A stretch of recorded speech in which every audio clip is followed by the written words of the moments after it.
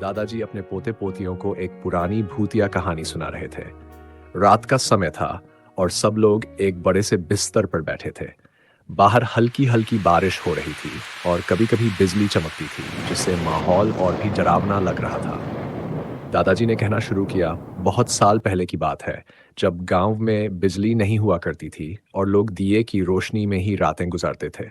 उसी गांव में एक पुराना टूटा फूटा हवेली हुआ करती थी, जिसे सब लोग भूतिया हवेली कहते थे। बच्चे ध्यान से सुनने लगे। दादाजी ने आगे कहा, लोग कहते थे कि उस हवेली में एक भूत रहता था। जो भी रात में उस हवेली के पास से गुजरता, उसे अजीब अजीब आवाजें सुनाई देती थीं। कभी किसी के हंसने की तो कभी किसी के रोने की। बच्चों के चेहरे पर डर और उत्सुकता का मिश्रण था।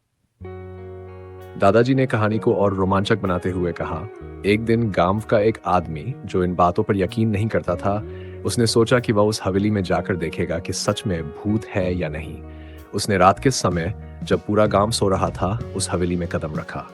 जैसे ही उसने दरवाजा खोला, एक ठंडी हवा का झोंका आया और उसे ऐसा महसूस हुआ जैसे किसी ने उसके कंधे पर हाथ रखा हो।